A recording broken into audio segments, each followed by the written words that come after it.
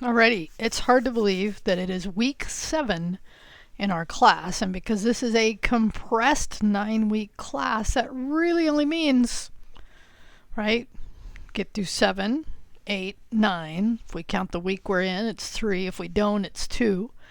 It's quickly coming to the point of, like, it probably already did get real. I know it did for me. So here's the things we're going to talk about this week. This week you're going to do your part 2 of your dev project. And I've already created the video. I did that actually last week. And today I went through, because one of the things I said in the video I was going to provide was I was going to go more in depth on using dev tools to help you write CSS. And as I was looking around just to see, hey, who's got, is there a video I could, for myself, like I feel like I know dev tools well, but I can always learn more. And I found a really good video, and that's the video I've linked here. So instead of me providing it, this video is here for you to take a look at. I definitely recommend it. 16 minutes. It will definitely help you. There were a few things that I learned watching it, but in the relationship to how to understand the output of dev tools, and in the stylings and how the inheritance and specificity and just all kinds of great, why, I understood why lines got turned out, grayed out or lined out. It's because something higher up in the cascade was handling that particular selector. But I didn't understand why something was grayed out, and that helped me understand that. So there's just so much to dev tools. The more you use it, the more it's going to help you. Okay, so check that out. I definitely, if you will check it out, then reply here telling about maybe how much of that did you know. And obviously you don't have to watch the whole thing to reply, but in general I will recommend watching it before you work on step 2, because in step 2, part 2, you're going to style your pages that we have created so far. And I'm pretty much there. I've been playing with it some more. I've been changing some content. That's the other thing, and I didn't really talk about this so much in the video. I talked more about understanding the approach I want you to take, how I'm going to grade, and those topics. But in this case, one of the things that I definitely did was, once I generated content from ChatGPT, I did modify some of that myself, which is totally fine. As a matter of fact, if we just go over and look at one of the things I put in my title was content written in collaboration with Chat35 and myself. So this was really fun to do, and it really, as I look through here, I see some things I still want to play with and change, which is constant. That is just the way the world works when it comes to these. So you can see I have images, and I talked about that in the video. I use Bing image with DALL-E 3. I definitely recommend it. I think it's a good one to use. I definitely felt like I hit many or most of and this is what you're going to hear when you get to the part 2, is I say limit your CSS, although this isn't limiting to chapters 1 through 13, because there's a lot in there, and you'll end up styling your entire site, and that will be the goal there.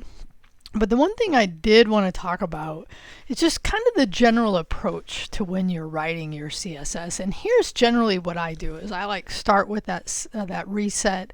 I then look at, okay, what's the body, or do I have it all wrapped in a main? How do I want to have those styles applied to the entire site? So I go from higher, and then you go more and more detailed, right? To where then once I got the body done, then I started looking at, okay, my H1s I want done styled this way, my H2s, right? And then I did that, and then I did my navigation, so I had a whole section for that. And part of this is documenting what you're doing, and I just put comments so I could remember, oh yeah, this section is for doing that. And then I drilled down farther, like I created my classes, and then I had my classes, and then I said within that class, with the LIs within that class, I could then style it differently. So I just think it's a good approach when you're working on part 2.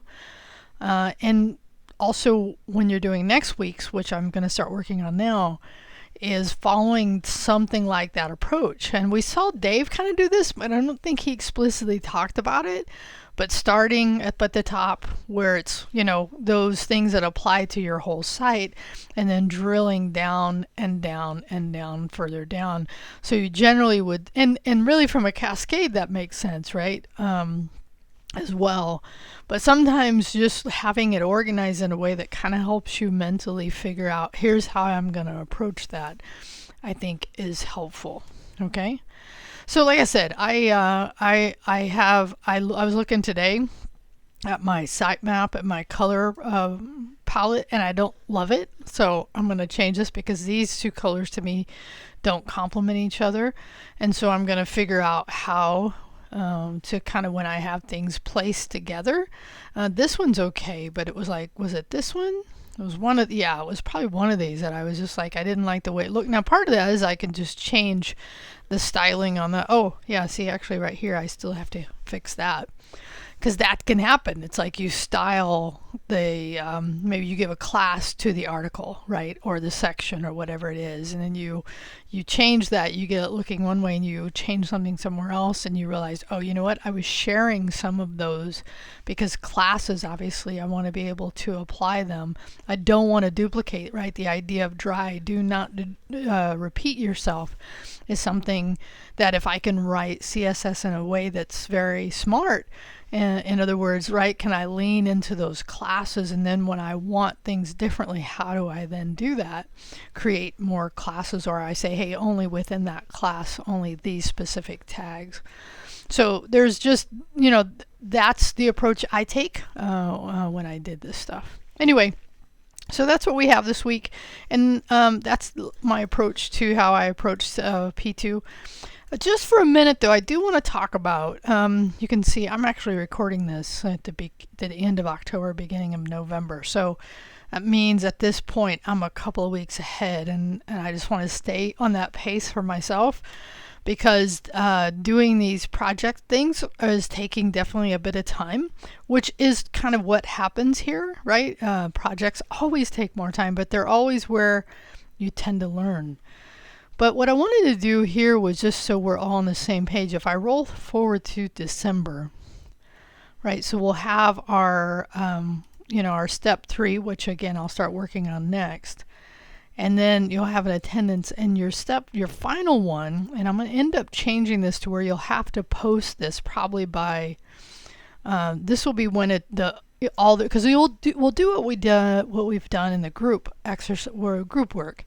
So where when we get to this last week of the semester, I'll have you copy what you've been doing into the private, into the public repos. And actually I'll have you, and I'm going to do the same where I have, here's my step 1, step 2, step 3 in one page that you can look at them.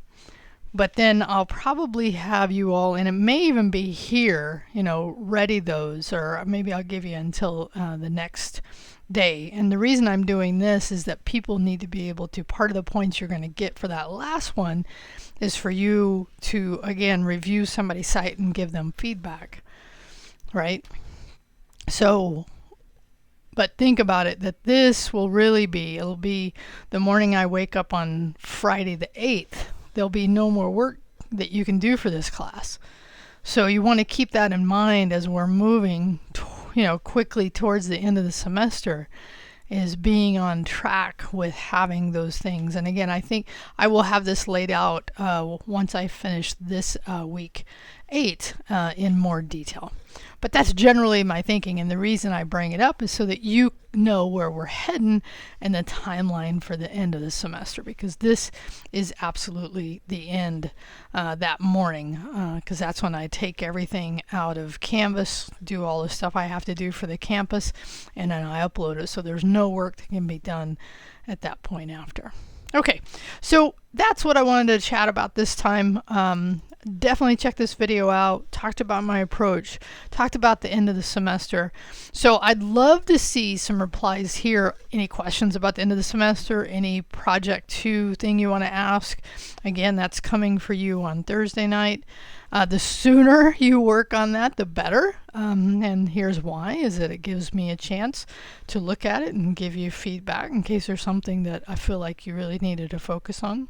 Like one of the things I know I need to do is I didn't do as much with images. I included them in each one, but I'm going to go back through because I know there's some things in that section I needed to apply that I hadn't yet. So one of the things I do is I end up creating what's called a to-do list for my site, and I do it in Markdown so that I go, okay, here's things as I think about it. Oh yeah, I need to do this and I need to do this. And definitely validation.